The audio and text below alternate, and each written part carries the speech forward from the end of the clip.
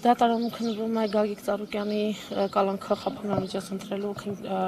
նախաքննական մարմնի միջնորդությունը եւ մոտ 3 ժամ է արդեն շարունակում է քննությունը, ինչ նորություն ունեք, տեղեկություն ունեք ներսից։ Նախ սկսենք երևի թե երեկվա իրադարձությունները, այսպես ամփոփելուց, ինչպես գիտեք, նախորդին Գագիկ Ծառուկյանի տանը իրականացված խուզարկությունը թերևս կարող է Գինեսի ռեկորդների գրքում գրանցվել որպես ամենաերկարատև խուզարկություն, որովհետև շուրջ 13 ժամ խուզարկությունը շարունակվում էր։ Դրանից հետո արդեն քննչական կոմիտեում հարցաքննության գործընթացն էր եւ այն ժամանակ, երբ որ հայտարարվեց, որ արդեն իսկ ընդհանուր իրավասության դատարանի ավանի նստավայրը տեղափոխվում պարոն Ծառուկյանը, որպեսզի այստեղ կալանքի միջնորդության հարցը քննարկվի, մի քանի ժամ դատարանի բակում սպասելուց հետո նոր տեղեկացրեցին, որ նիստը իրականացվելու է առավոտյան ժամը 9-ին, ինչի համար եմ այս փաստերը եւս մեկ անգամ բարձրաձայնում, որպեսզի ձեր օգնությամբ, լրատվամիջոցների օգնությամբ հանրության ուշադրությունը եւս մեկ անգամ հրավիրեմ այն հանգամանքի վրա, թե որքան ամփույթ ու թափթփված կերպով է այս ամբողջ գործընթացը իրականացվում, սկսած քրեական գործը այսպես կարելու գործընթացից։ Նախորդին մենք առիթ ունեցել ենք ասելու, երեկոյան արդեն քրեական գործի մանրամասները հայտնի դարձավ, այսօր մեր իրավաբանների խումբը առավել հանգամանորեն գործի մանրամասներին ձեր հետ զրույցներում կանդրադառնամ, բնականաբար ուղղակի ուզում եմ շատ հակիրճ ասել, որ ես իմ գործունեության թե որպես լրագրող գործունեության թե հետագայում նաև ազգային ժողովի պատգամավոր եղած ժամանակահատվածում չեմ հիշում որևէ այսպես գործ, որը այս կարգի դատարկ մտածածին ու ուռճացված լինի, ավելի հանգամանորեն կթողնեմ, որպեսզի մեր փաստաբանները մանրամասները ձեզ ներկայացնեն, նիստը ընթացքի մեջ է, նախատեսված ժամից շատ ավելի ուշ է մեկնարկել, դա եւս իրականություն չի եղել, ինչի մեկնարկել նիստը, հիմա ընթացքի մեջ են, փաստաբանները ընթացքում ձեզ պարբերաբար պարզաբանումներ կներկայացնեն, պարզապես պետք է ասեմ, որ մենք նախորդից սկսած եւ նաեւ այսօր արդեն օրվա առաջին կեսից բազմաթիվ տարատեսակ ահազանգեր ենք ստանում ստեղծված իրավիճակի հետ կապված, որովհետեւ ինչպես գիտեք, նախորդին Multigroup կոնցեռնի կազմում ընդգրկված տասնյակ ընկերությունները կապարակնքվել են, 10,000-ից ավելի աշխատակիցներ մատնվել են հարկադիր պարապուրդի, ես պարզապես ուզում եմ հասկանամ, թե տնտեսության ողնաշարը կոտրելու հետևողական այս նախաձեռնությունը որքանով է նպատակահարմար։ Ես իհարկե հասկանում եմ, որ քաղաքական վրեժխնդրությունից դրդված ցանկացած գնով նպատակին հասնելու այսպես անհագուրտ ու մեծ ցանկություն ունեն օրվա իշխանությունները, բայց ցավով պետք է տեղեկացնեմ, որ տնտեսության ողնաշարը ու այսպես կոտրելուն եւ տնտեսությունը փշրելուն ուղղված այս գործընթացը իրականում լի է լինելու բազմաթիվ վտանգավոր հետևանքներով, որովհետև տասնյակ հազարավոր մարդիկ կրկնում եմ, որ դարձել են գործազուրկ եւ բնական է, որ այս հարցը այսպես մնալ չի կարող, բացի դրանից նաեւ տարբեր լրատվամիջոցներ, տնտեսագետներ նախորդին բավականին լուրջ վերլուծություններ էին իրականացնում այն մասին, թե օրինակ որքան հարկեր են մուծվել այդ ընկերությունների կողմից եւ խոսքը միլիարդավոր դրամների մասին է, այնպես որ մեկնաբանությունները թողում եմ ձեր հետևորդներին, մեր հեռուստադիտողներին եւ մեր հայրենակիցներին եւ եւս մի կարեւոր նկատառում, որ անպայմանորեն կուզենայի ձեր միջոցով փոխանցել մեր հայրենակիցներին։ Նախորդին հարյուրավոր, հազարավոր զանգեր, հաղորդագրություններ ենք ստացել ի աջակցություն, ի սատարում Գագիկ Ծառուկյանի եւ մարդիկ դատապարտում են ամբողջ գործընթացը, ինչ տեղի ունենում այս օրերին եւ խոսքը ամենևին քաղաքական ուժերին եւ կուսակցություններին չի վերաբերում, իդե բոլորին նաեւ շնորհակալություն եմ ուզում հայտնել աջակցության վերաբերյալ հայտարարությունների համար, սակայն այսպես ֆիքսեցի նաև որոշակի հայտարարություններ իշխանության տարբեր կալիբրի, այսպես մանր, միջին, մեծ կալիբրի ներկայացուցիչների կողմից հնչեցված տարբեր հայտարարություններ, որոնք այսպես համապատասխան երևի թե հրամանը ստացել են, հարցակում գործելու եւ այսպես հիացական բացականչություններով ողջունելու են ամբողջ գործընթացը, ինչ որ տեղի է ունենում Գագիկ Ծառուկյանի անձի շուրջ, տիկնակ եւ պարոնայք, աղջիկներ եւ տղաներ, բումերանգի օրենքը ոչ մեկ դեռևս չի մերժել, հիշենք այդ մասին նախ առաջին հերթին եւ հիշենք նաեւ այն պատմական իրադարձության մասին, երբ որ նույն Բարգավաճ Հայաստան կուսակցության շնորհիվ այսպես դուք հայտնվեցիք խորհրդարանում եւ վարչապետ ընտրվեց Նիկոլ Փաշինյանը, դուք միանգամայն այլ տեքստեր եք ձոնում։ Սա ուղղակի որպես թեթև հիշողության թարմացում։ Մնացածի մասին, այո։ Խոզարկությունից հետո Գագիկ Ծառուկյանին պատկանող առանձնատանը իր տան անդամները կարող են մուտք գործել, թե դա էլ կապարակնքել են եւ Ոչ, տան անդամները, ընտանիքի անդամները ազատ ելումուտ ունեն Գագիկ Ծառուկյանի առանձնատուն։ Աշխատակիցները, այո, առանձնատան գործունեության հետ կապված որևէ սահմանափակում չկա, կապարակնքված է ընդունելությունների տունը,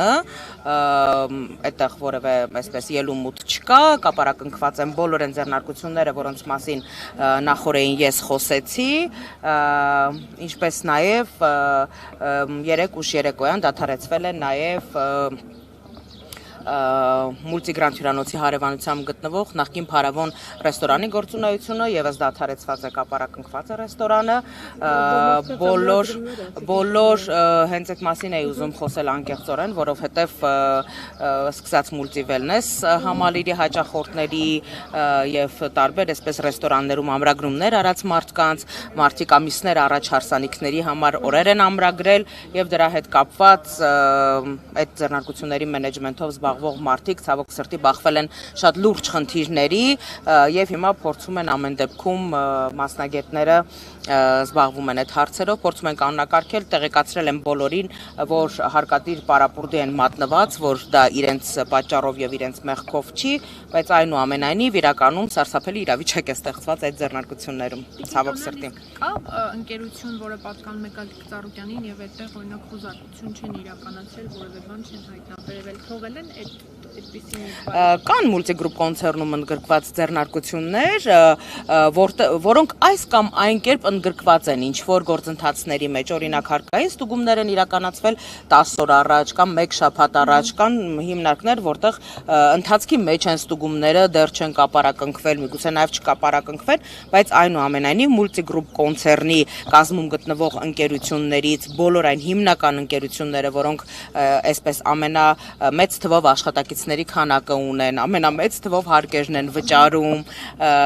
բոլոր այդ ընկերությունների գործունեությունը դադարեցված է։ Տեսեք, քննչական կոմիտեն երեք նաև հայտնեց, որ ապօրինի որս անելու դեպքի հետ կապված քրեական վարույթ է նախաձեռնվել,